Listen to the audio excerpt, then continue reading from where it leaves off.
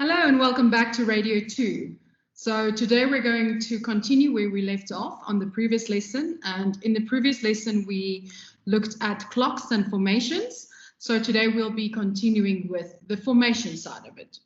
So where we ended off the previous lesson was we spoke about the Mexican on the bicycle, where we said, where we refer to one thought per link. Okay, so one thought process per link. Because what did we say? We said people are distracted in their everyday lives. They tend to do more than one thing at a time. So if you're listening to radio, they tend to not only listen to radio, but to be driving while listening to radio, or to be cooking while listening to radio, or to be showering while listening to radio, or to be doing work while listening to radio. Okay, so there's all these things that are happening at the same time as listening to radio. And we also said that this isn't a problem when you're simply listening to music, because music gets taken into your brain through a different path. Okay, there's a different channel specifically for when you listen to music versus what you're doing. So Johnson tells us that listening to music is processed by the brain, such as listening to spoken words. So me speaking, listening to spoken words is also processed by the channel that processes foreground thoughts. Okay, so the reading and writing, or foreground tasks. That's why finding yourself in an unfamiliar area, driving the car while someone is speaking next to you is such a difficult task. The reason for this is that these two activities are competing for a single channel. So what does this mean for us as radio presenters? This means we have to engage listeners by using simple and easy to understand conversational language.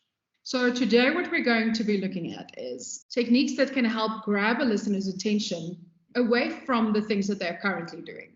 So the one thought rule says that you should always keep your links as simple as possible by only utilizing one thought. We used the example of if you wanted to talk about the Academy Awards and who was on the red carpet at the awards, that the link and content should only be structured then around that.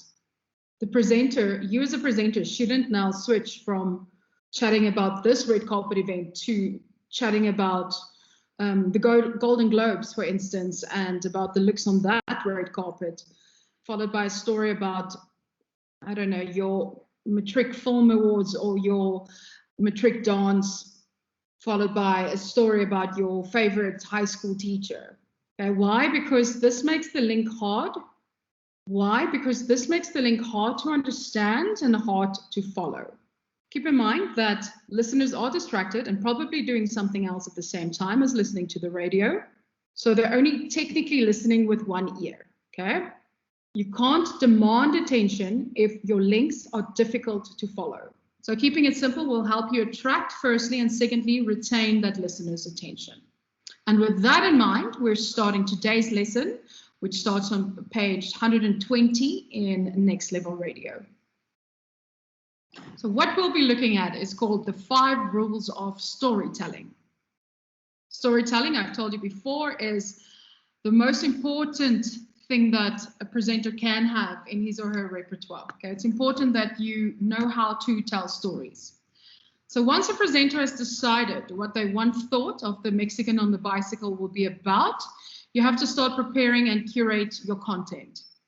And the best way of doing this is by using these 5 rules of storytelling.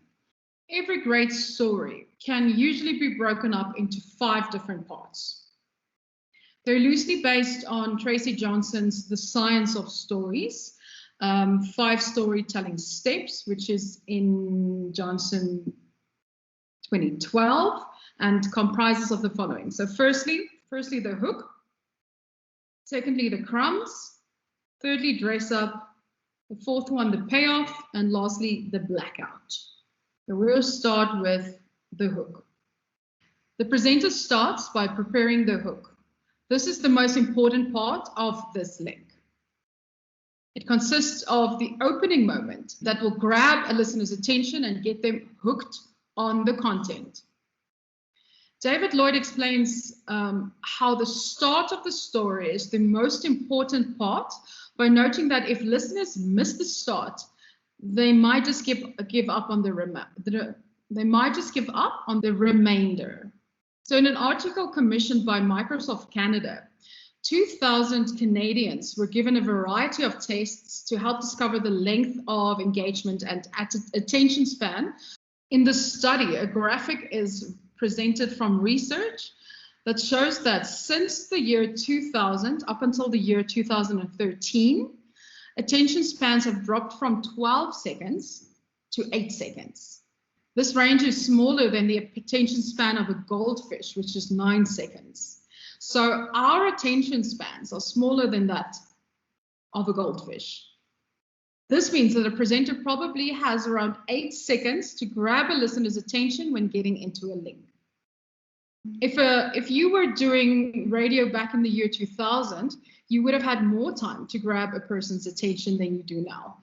But because of people's shrinking attention spans, the new 8-second period has become a challenge. As the presenters must come up with clever, engaging hook that is tighter, quicker, and more immediate than ever, okay?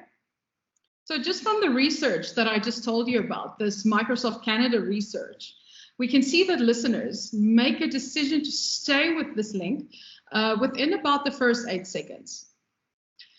This doesn't necessarily imply that the listeners will tune out of the link by switching radio stations or mediums.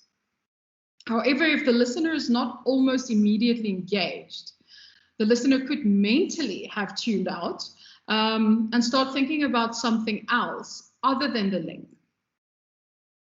Mental tune out, just so we can make this clear, mental tune out is just as problematic as a physical tune out would be, because the listener is still not listening to your link.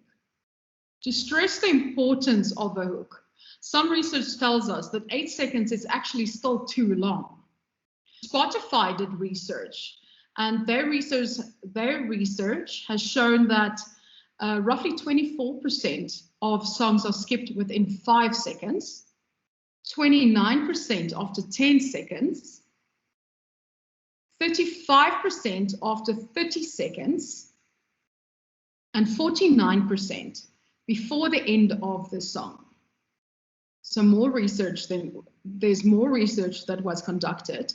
The YouTube Insights team in 2015 released an article titled "The First 5 Seconds Creating YouTube Ads That Break Through in a Skippable World."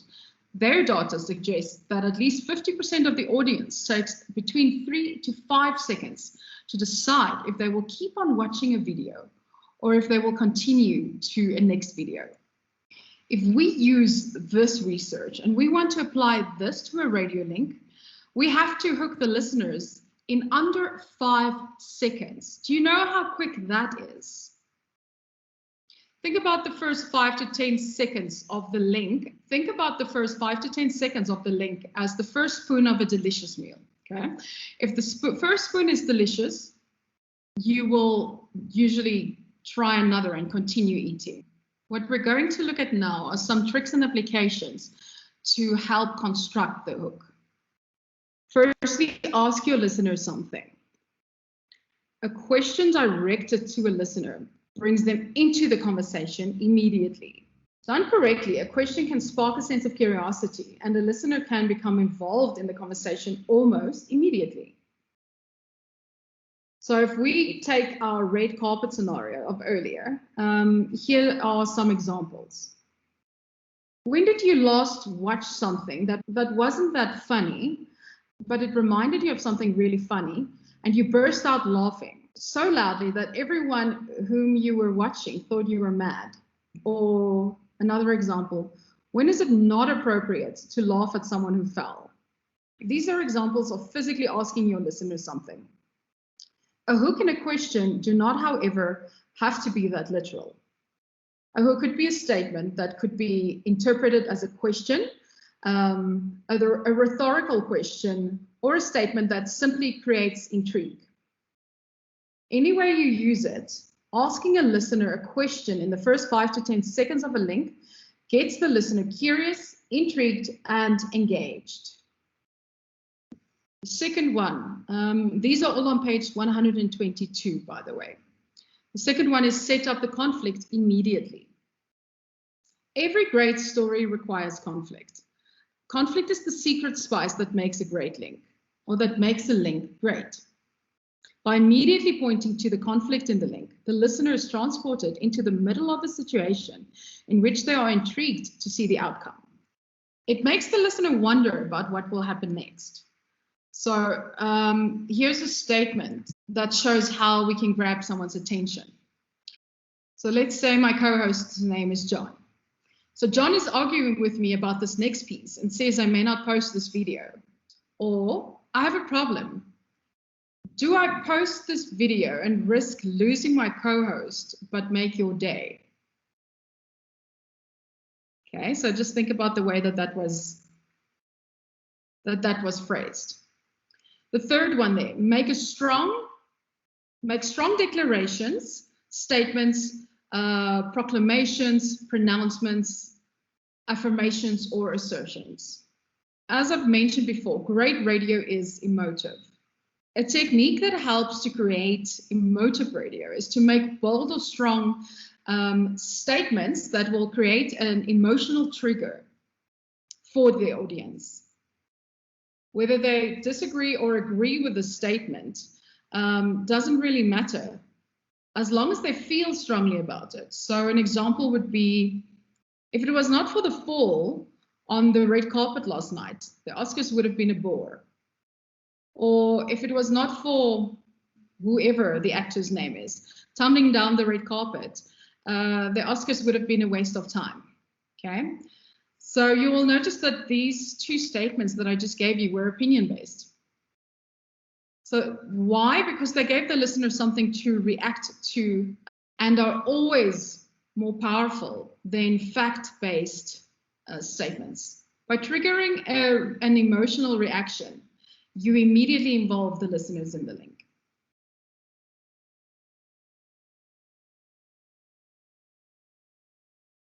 Humans are naturally inquisitive people. We all are.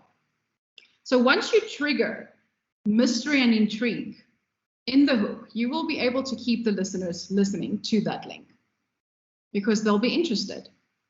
So a presenter must give a small part of the story away, but never too much. Set up an expectation that a strong payoff is about to present itself and that it will be worth your listeners' while. So for example, let's say whoever the actor was that we just used that fell in our previous scenario. What do XYZ and John have in common? Or the second one there, can you guess why a small tumble on the red carpet has created a war in the studio this morning? Okay, so that kind of stuff, because obviously John also took a tumble at some point, and this is what we're going to be talking about a bit later on. Even if the listener has no invested interest in the story, or no natural interest in the characters or the topic that's being discussed, listeners will usually still stay to hear the resolution because of their inquisitive nature. There's an example in page 123, which I'm not going to read to you now, but which I want you to read. Example 4a, the heading there says Tuks FM Promise by Grant Nash in memory of Janus Aislinn, 1980 to 2016. And this is a real life account written by Grant Nash, one of South Africa's famous radio presenters. Developing a hook takes time and effort. The important thing to remember is that every link has to have a really strong start. Without it, you will lose the listener before your link has even really begun. So in essence, thereafter, every piece of work that follows from this link would be wasted, because without a strong hook, listeners tune out. First, physically, by switching off your show, or mentally, by starting to think about something else. The hook should be curated and form a part of every presenter's daily show prep. Once a hook has been planned and curated, you can move on to curating the body of the link, okay? And that's where we come to the crumbs. So the body of the link is referred to as the crumbs. Similar to the fairy tale in which Hansel and Gretel dropped breadcrumbs so that they could find their way home. A presenter must keep dropping mini payoffs, so little twists and turns in the link or the story to keep the listener engaged and intrigued until the very end. Essentially, the aim of the crumbs is to set the story up and to establish something that pays off later.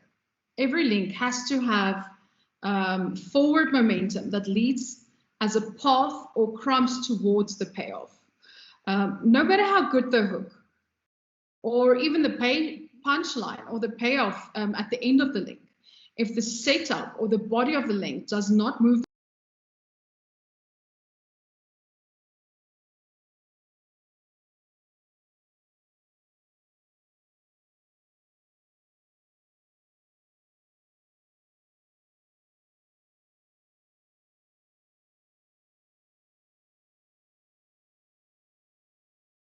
every 7 to 14 seconds. So these crumbs then, the mini payoffs, and they will change in direction. So that changes in direction and twists and turns in the story that move the story forward and that keep the listener interested through a strategy of planting ideas that will be resolved in the playoff later on. So there are three main reasons why listeners lose interest in links or stories in the middle, in this middle phase of a link. Firstly, if you're trying too hard to make a listener laugh. As a rule of thumb, look for one punchline or payoff for every link. If a presenter can get two good laughs in every link, that's even better. The chances, however, of a third big laugh moment happening are very slim, and looking for it in a link usually feels forced, may annoy the listeners and may make the listeners tune out, okay? So don't go overboard with trying to make your listener laugh. The second one, trying too hard and then too many phone calls or voice notes. Listener interaction on the phone or through voice notes is a really important part of most shows and adds character to the show. However, you should generally aim to take great stories that have different angles, have strong hooks, payoffs, and add to the entertainment value of the link. Then take 3 pieces, but very rarely take more than that. Okay. Moreover, always structure your listener interaction in every link, using your second strongest piece first, whereupon you move to your weakest of the 3, and then you end with your strongest piece, okay? So again, always structure your listener interaction in every link using your second strongest piece first, whereafter you move on to your weakest of the 3 and then end with your strongest interaction. The rule of thumb is when a listener says goodbye, the link is over, okay? Sticking to this usually forces a presenter to end on a high and to leave the link at its peak. So keeping the following placement theory at hand helps to structure all interactive pieces on a show. And this placement theory, then we said the first piece must be the second strongest, the second piece must be the weakest of the 3, the third piece must be the strongest piece, and you black out as soon as the piece is over. Talk radio is slightly different. Here, presenters and producers should only be concerned with the value of every interaction. The call screener or producer should always ask, will this caller add to the rhetoric? Will they introduce a point that moves the story forward without derailing the conversation? Will they add to the overall entertainment of the link? If the answer is yes to all 3 of these questions, then the callers should be allowed on air. And then the third reason people lose The third reason people lose interest is because of too many stories or topics. Every link should focus on one main story, theme, or topic. Everything around the story should contribute to the story, advance the story, and move it forward. In a show with multiple characters and cast members, pick one main storyteller. The main story should be told in the link, and the other characters on the show should only contribute to the story. Take note that there will be cases, especially in talk radio or very busy commercial music shows, where the show needs to move from one topic to the next in one link. This is called a multi-break link. The transition should either be signaled deliberately to the listener, so they are aware of the switch or the change in topics. So this can be done through imaging, a change in a music bed, or a deliberate announcement of the change. Or it needs to be done so seamlessly that the listener does not consciously realize they have moved with the story and the show to a different topic. So it should be the goal of a presenter to avoid these three pitfalls we just mentioned. So you as a presenter should really try to avoid these three main reasons and try to keep your listeners listening for as long as possible. So don't try too hard to make listeners laugh. Don't add too many phone calls or voice notes to a story, and don't add too many stories or topics to a link. In essence, you want to make them stay to hear your next link. Okay, so now what we're going to do is we're going to look at other techniques and skill that can help extend a link engagement. Based on the earlier attention-grabbing research that we mentioned, or based on the earlier research that we mentioned with regards to people's attention spans being shorter than that of a goldfish, one can say that a presenter should be looking at dropping crumbs every 7 to 14 seconds, okay, as mentioned. These little twists and turns in the story will keep the story flowing with a momentum that moves it forward and keeps the listeners interested. So think about movie trailers, okay? Movie trailers are usually very good examples of this. So good movie trailers will change scenes, moods, momentum, and storylines every 10 seconds or so. Any longer, and the movie trailer seems to drag and start getting dull. Whereas anything shorter, and it feels like a continuous high-speed car chase. Good movie trailers usually take the viewer through 3 phases in the trailer. So the first phase would be the viewer has no idea what is going on. The second phase, the drama is compounded and exaggerated, leaving the viewer confused, immersed, and hooked in the storyline or on the storyline. The viewer is then excited to get to the conclusion. And the third phase then, this is where there's a sense of conclusion, but only enough for the viewer to go out and watch the film. If a radio presenter can get a listener feeling this way, that listener will stay. That listener will stay focused throughout the entire link. In a performance link, the listener will reach a conclusion, but will have enjoyed the link enough to stay listening to the next radio piece. The way I'm saying it now makes it sound like it's an easy thing to do, but it's not. It takes many hours of patient practice, but once a presenter masters the ability to keep a listener engaged, you are well on your way to becoming radio royalty, okay? So as much as it's something that'll take a long time for you to practice, and it takes a lot of practice, if you can do that and you can do it well, you are set. So 4 tips that can help a presenter master the dropping of clever crumbs. Get the listeners buy-in. Keep it short, sharp, and simple. Paint a picture and use emotive language. Speak only in the active voice, never the passive. So if we look at getting the listener's buy-in, if a presenter can get a listener to agree with them within the first few seconds of the body of the link, then the presenter is on their way to keeping the listener engaged. This means that you as a presenter need to know your listeners. You need to know who is tuning in and who is actively listening to you. By knowing who they are, knowing their interests, and having a meaningful data set of facts about them.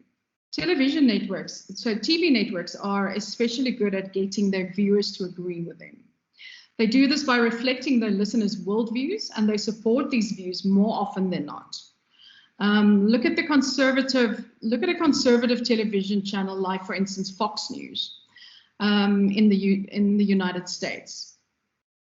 Their content is targeted at conservatives, and they know the exact political views that resonate with their viewers. Radio presenters should be the same and look for agreement from their listeners earlier in their links. Keep it short, sharp, and simple. A presenter must always remember that listeners are engaged in other actions when listening to radio. They're almost always listening with what I said earlier, one ear or half a ear, if you want to call it like that, which means it's essential to keep the narrative simple, short, and easy to follow, which will always help keep the listener engaged. Third there, paint a picture and use emotive language. You as a presenter should always try to engage the listener's imagination. Why? Because radio is theater of the mind. Using emotive language helps build the story and create a picture in the listener's mind. Phrasing like, imagine this, take a moment to picture this, can you imagine if, remember when, or think about it, are just a few of these examples of phrases that can help engage a listener's imagination.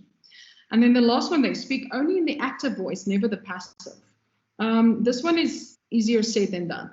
It's not an easy skill to master, and it takes a lot of discipline. Likeable presenters use the active voice more often because it's engaging and personable.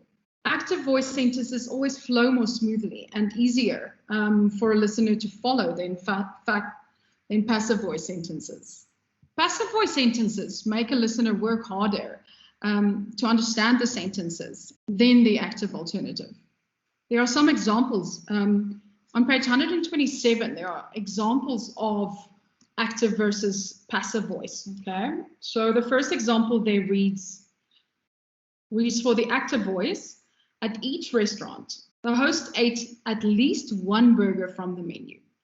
The passive voice there reads, at each restaurant, at least one burger from the menu was eaten by the host. Okay, do you see what I'm talking about there? So in active voice, it's the action first and then the receiver of the action.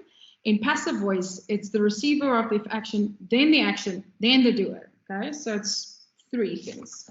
Another example there on page 128 is, so the active voice, Lady Gaga won the Academy Award for Best Song. Passive voice, the Academy Award for Best Song was won by Lady Gaga. So again, there's the active voice, there's a doer, action, receiver of the action. In the passive voice, it's the receiver of the action, then the doer.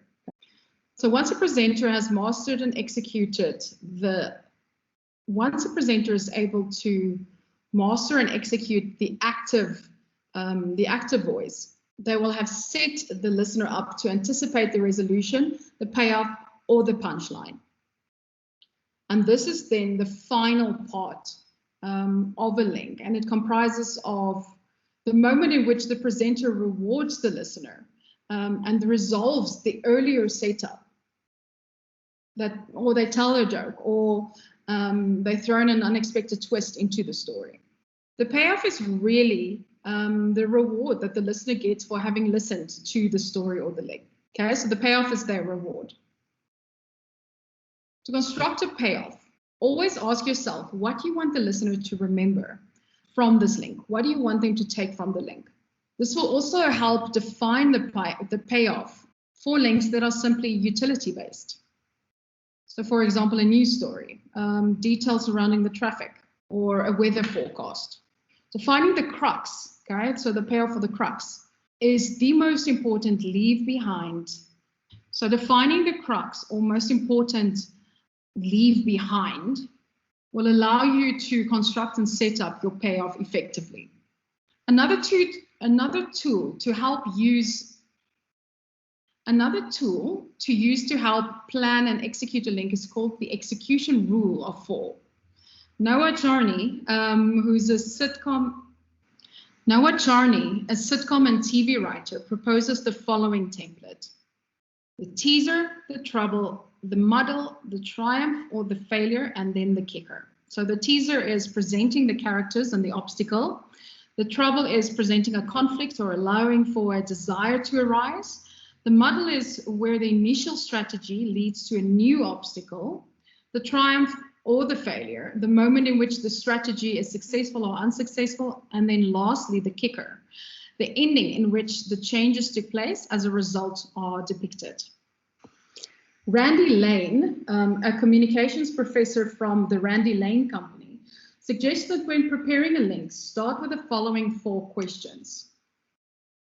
Number 1, what is the payoff for the listener? 2, how can we write it in order to engage listeners within 10 or 8 seconds? 3, what are our views on the topic? And 4, what can we do to add more layers? So these questions can be used as a template for planning the link in detail. On page 129, there's a figure that starts, there's a link planning template that starts on the left with the story, then the tease, then the setup, then the point of view, then the exit, okay? So in conclusion, if you follow the basic rules that was discussed in the previous lecture and in today's lecture, which started off by designing your clock, then defining the type of content that you will fill in the clock, followed by the construction of the actual link in the content itself, you have a formulaic, systematic approach to creating the most interesting, entertaining, and engaging audio content possible for an hour of radio or another piece of spoken word content. And with that, we're going to end off today's lecture. We're going to leave it there. And I'm going to say goodbye, and I'll see you again in the next lecture.